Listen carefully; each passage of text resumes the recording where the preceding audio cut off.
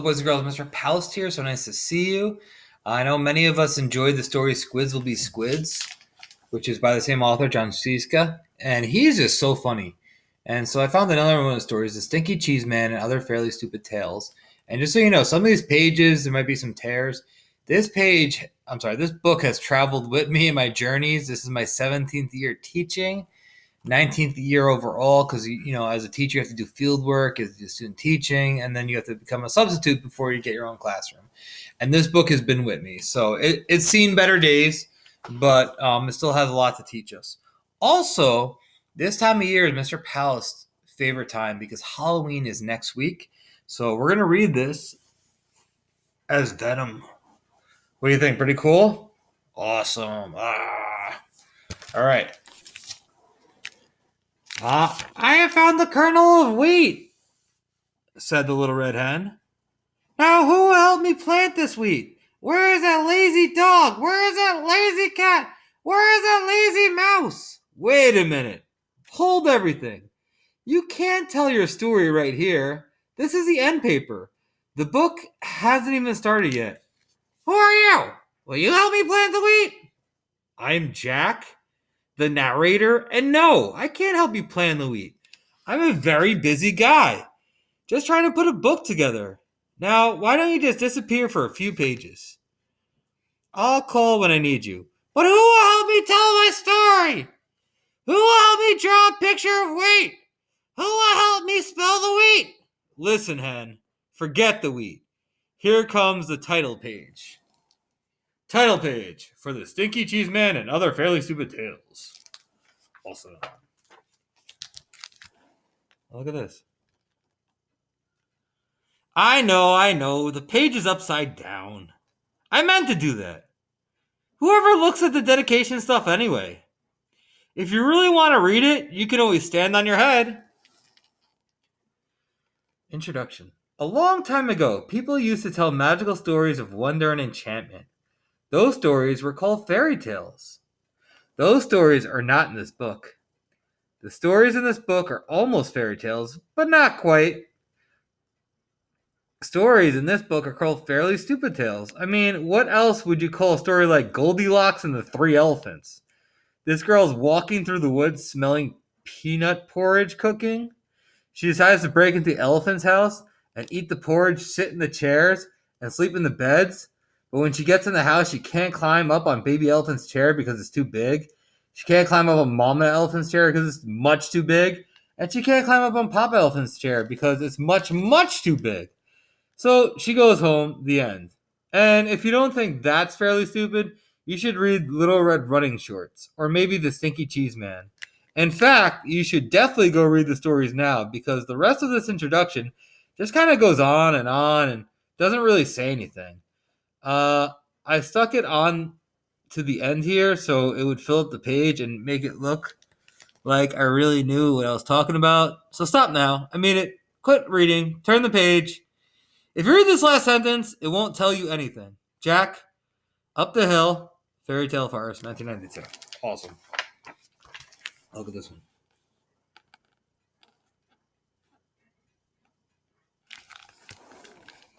Chicken Lickin'. Once upon a time, Chicken Lickin' was standing around when a piece of something fell on her head. She wasn't the brightest thing on two legs, so she started running around in circles clucking. The sky is falling! The sky is falling! We must help the president! Chicken Licken ran to her friend Ducky Lucky and clucked. Ducky Lucky! Ducky Lucky! The sky is falling! The sky is falling! We must help the president! Let's go, quacked Ducky Lucky. Chicken Licken and Ducky Lucky ran to their friend Goosey Lucy and yelled, Goosey Lucy! Goosey Lucy! The sky is falling! The sky is falling! We must tell the president! Let's go, honked Goosey Lucy. Chicken Licken, Ducky Lucky, and Goosey Lucy ran to tell their friend Cocky Locky and yelled, Cocky Locky! Cocky Locky! The sky is falling! The sky is falling! We must tell the president! Let's go, crowed Cocky Locky. Oh, Chicken Licken. Wait a minute, cried Jack the narrator. I forgot the table of contents. Hey, you're not in this story, said Chicken Licken. I know, said Jack the narrator, but I came to warn you, the table of contents is, The sky is falling! The sky is falling! Clucked Chicken Licken. We must tell the president! So Chicken Licken, Ducky Lucky, Goosey Lucy, and Cocky Locky ignored Jack their narrator and ran off to catch a plane to Washington. Just outside the airport, they met Foxy Loxy. Foxy Loxy! Foxy Loxy! The sky is falling! The sky is falling! We must tell the president! Yelled Chicken Licken, Ducky Lucky, Goosey Lucy, and Cocky Locky.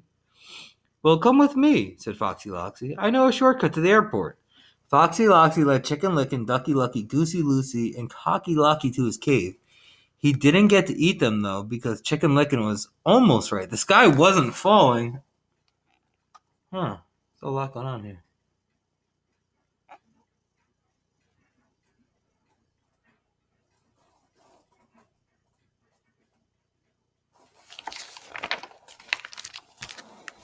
The table of contents was. It fell and squashed everybody. The end. What? Table of contents. Chicken Licken, page 4. The Princess and the Bowling Ball, page 10. The Really Ugly Duckling. The Other Frog Prince. Little Red Running Shorts. Jack's Bean Problem. Cinder Rumpelstiltskin. The Tortoise and the Hare. The Stinky Cheese Man. And the numbers are all mixed up because they fell on our first character. Such a silly story. Let's look at this one. All right. This fairy tale is The Princess and the Pea. This one's called The Princess and the Bowling Ball.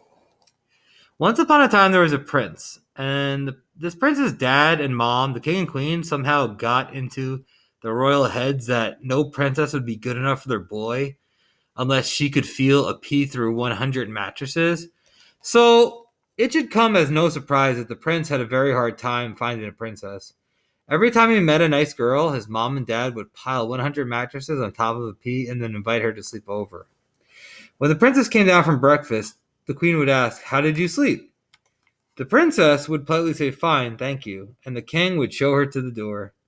Now, this went on for 3 years, and of course, nobody ever felt the pea under 100 mattresses. Then one day, the prince met the girl of his dreams. He decided he better do something about it. That night, before the princess went to bed, the prince slipped his bowling ball under 100 mattresses. When the princess came down from breakfast the next morning, the queen asked, "How did you sleep, dear?" "This might sound odd," said the princess, "but I think you need another mattress. I feel like I was sleeping on a lump as big as a bowling ball." The king and queen were satisfied. The prince and princess were married, and everyone lived happily, though maybe not completely honest, ever after. The end. Alright, look at this one. This is called The Really Ugly Duckling. Once upon a time, there was a mother duck and a father duck who had 7 baby ducklings. 6 of them were regular-looking ducklings. The 7th was a really ugly duckling. Everyone used to say, "What a nice-looking bunch of ducklings," all except that one. Boy, he's really ugly. The really ugly duckling heard these people, but he didn't care. He knew that one day he would probably grow up to be a swan and be bigger and look better than anything in the pond. He looks like a goofy duck.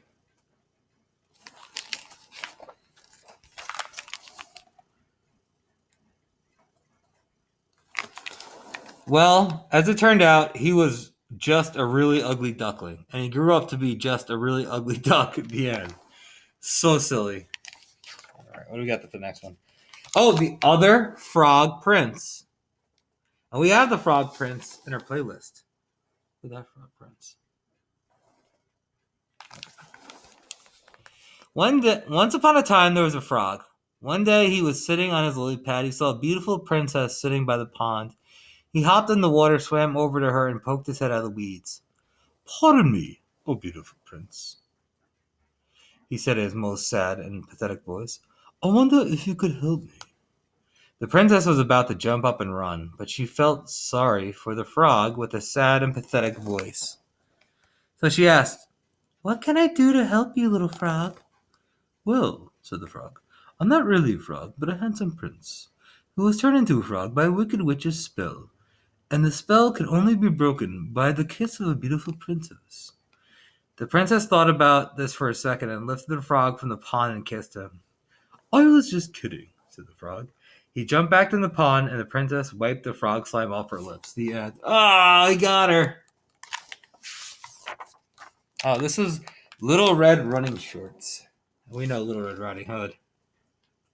We've heard this story on our playlist as well. Okay, I've got things running smoothly now, said Jack the narrator. And this next story is even better than the last three. See, it's about this girl who runs very fast and always wears red running shorts. That's where her name comes from. Get it? So anyway, this girl is running to her granny's house when she meets a wolf. He tricks her into taking the long way while he takes the shortcut. Now this is the good part because Red runs so fast that she beats the wolf to Granny's house. He knocks on the door, Red answers it. And guess what she says? My, what slow feet you have. And that's it, the end. Is that great or what? So sit back, relax, and enjoy. Little Red Running Shorts. And now, like I already said, Little Red Running Shorts. You just told the whole story, said Little Red Running Shorts. We're not going to tell it again. You can't say that, said Jack. You have to start with Once Upon a Time. No way, said the wolf. You blew it. But you guys are next. Look at the title on top of the page. Little Red Running Shorts. That's you. Let's go, wolf. We're out of here. Wait, you can't do this. You're supposed to be there for 3 pages long. What do I do when we turn the page? Nothing on the page. I planted the wheat. I watered the wheat. I harvested the wheat. How do I get to tell my story? Said Little Red Hen. So what's going on here? What is that page blank? Is that my page? Where's that lazy dog? Where's that lazy cat? Where's that lazy mouse? How do they expect me to tell the whole story by myself?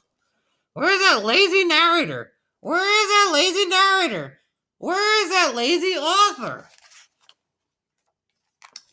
Jack's bean problem. Forget that hen. Now it's time for the best story in the whole book. My story, because once upon a time I traded our last cow for 3 magic beans. And, hey Giant, what are you doing down there? You're wrecking my whole story. I don't like that. I don't like that story, said the Giant. You always trick me. That's the best part, said Jack. Fee, fi, fo, fum. I have made my own story. Great rhyme, Giant, and I'm sure your story is just as good. But there's no room for it. So why don't you climb back up the beanstalk? I'll be up in a few minutes to steal your gold and your singing harp. I'll grind your bones to make my bread.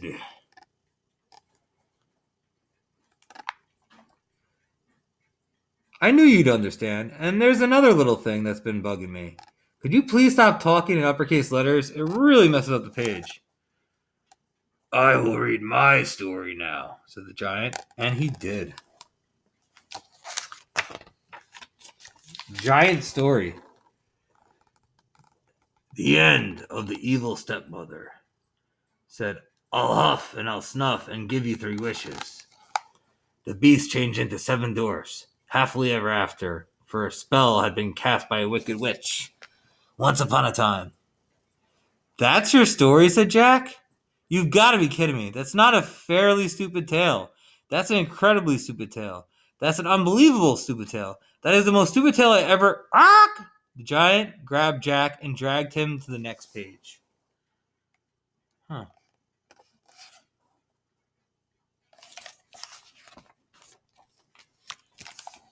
Uh-oh. Hook's in trouble. Jack's story. Once upon a time, there was a giant. The giant squeezed Jack and said, Tell me a better story, I'll grind your bones to make my bread. And when your story is finished, I'll grind your bones to make my bread anyhow. Ho, ho, ho. The giant laughed, an ugly laugh. Jack thought, He'll kill me if I do. He'll kill me if I don't. There's only one way to get out of this. Jack cleared his throat and began his story. Once upon a time, there was a giant. The giant squeezed Jack and said, Tell me a better story, I'll grind your bones to make my bread. And when your story is finished, I'll grind your bones to make my bread. Ho, ho, ho. The giant laughed, an ugly laugh, Jack thought. He'll kill me if I do, he'll kill me if I don't. There's only one way to get out of this. Jack cleared his throat and then began his story. Once upon a time, there was a giant. Oh, it just keeps repeating over and over again, just smaller and smaller. Here we go. Cinder Rumpelstiltskin, or the girl who really blew it. See what she looks like. Huh.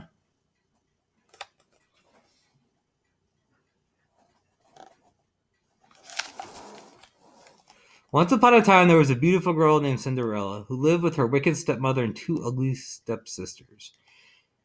Their step relatives were not only wicked and ugly, they also made Cinderella clean the house every day. One day, the local prince announced that he was holding a fabulous ball at his castle. Everyone was invited. The stepmother and stepsisters got all dressed up to go, but as usual, they made Cinderella clean the house, so she didn't have time to get ready.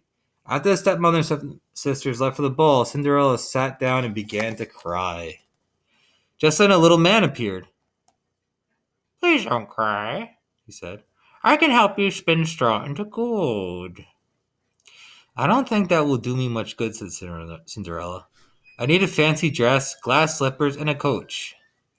"Would you like to try to guess my name?" said the clever little man. Cinderella looked at him. "No, not really." "Come on, do you think it's Chester?" "If you don't have a dress, it doesn't really matter." "Oh, just guess a name, any name." I'm not supposed to talk to strangers," said Cinderella.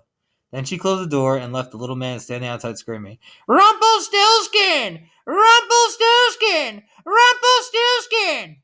When the stepmother and stepsisters got home from the ball, Cinderella told them about the strange little man. They still made her clean the house, and meaner still, they changed her name to Cinder Rumpelstiltskin. The end. Oh, stepsisters.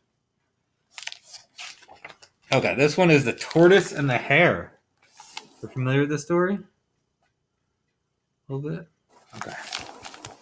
Once upon a time, there was a tortoise who was very slow but very dependable. He would always get where he set out to go. It just took him longer than most people. One day, Rabbit saw Tortoise walking slowly but surely down the road and said, "Tortoise, you are slow. I could probably grow hair faster than you can run." "Oh, yeah?" said Tortoise slowly. "Yeah," said Rabbit. So they decided to race. On the day of the big race, Tortoise and Rabbit lined up at the starting line. Alice said, "On your mark, get set, grow!" Tortoise started to run. Rabbit started to grow his hair. That's an interesting race. Huh. Tortoise ran, Rabbit grew his hair. Tortoise ran, Rabbit grew his hair. It just keeps repeating over and over again. Tortoise is still running. Rabbit is still growing his hair. Not the end. Oh, here we go. This is what our story is all about. The Stinky Cheese Man. Once upon a time, there was a little old woman and a little old woman who lived together in a little old house. They were lonely, so the little old lady decided to make a man out of stinky cheese. She gave him a piece of bacon for a mouth and 2 olives for eyes and put him in the oven to cook. Stinky Cheese Man. When she opened the oven to see if he was done, the smell knocked her back. "Phew! What is that terrible smell?" she cried. The Stinky Cheese Man hopped out of the oven and ran out the door calling, "Run, run, as fast as you can! You can't catch me! I'm the Stinky Cheese Man!" The little old lady and the little old man sniffed the air. "I'm not really very hungry," said the little old man. "I'm not really all that lonely," said the little lady. So they didn't chase the Stinky Cheese Man. The Stinky Cheese Man ran and ran until he met a cow eating grass in a field. "Wow, what is that awful smell?" said the cow. "Ah, look at this cow." The Stinky Cheese Man said, "I've run away from a little old lady and a little old man, and I can run away from you too. I can. Run, run, run, as fast as you can. You can't catch me. I'm the Stinky Cheese Man." The cow gave another sniff and says, "Ooh, moo. I bet you can give someone 2 or 3 stomach aches. I think I'll just eat weeds." So the cow didn't chase the Stinky Cheese Man either. The Stinky Cheese Man ran and ran until he met some kids playing outside of school. "Gross," said a little girl. "What's that nasty smell?" I'd run away from a little old lady, a little old man, a cow, and I can run away from you too. I can! Run as fast as you can. You can't catch me. I'm the Stinky Cheese Man. The little boy looked up, sniffed the air, and said, if we catch him, our teacher will probably make us eat him. Let's get out of here. So the kids didn't chase the Stinky Cheese Man either. Oh, here we go.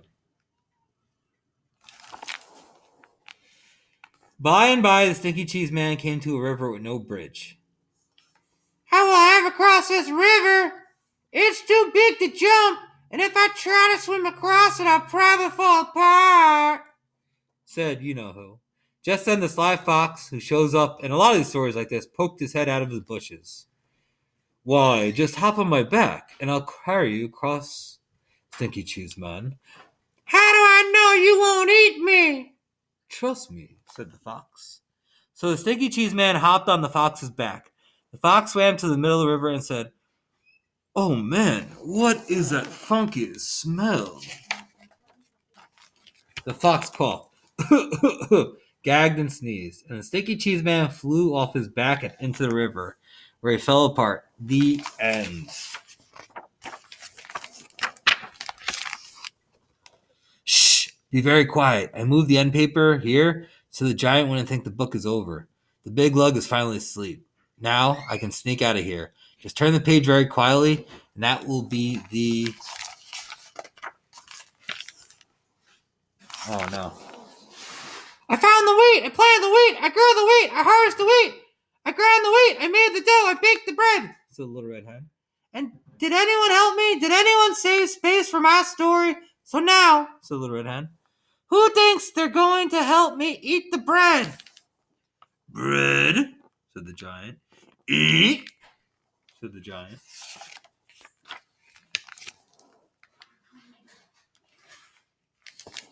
The end. And that is it. I hope you enjoyed the Stinky Cheese Man. All right, boys and girls, have a great day.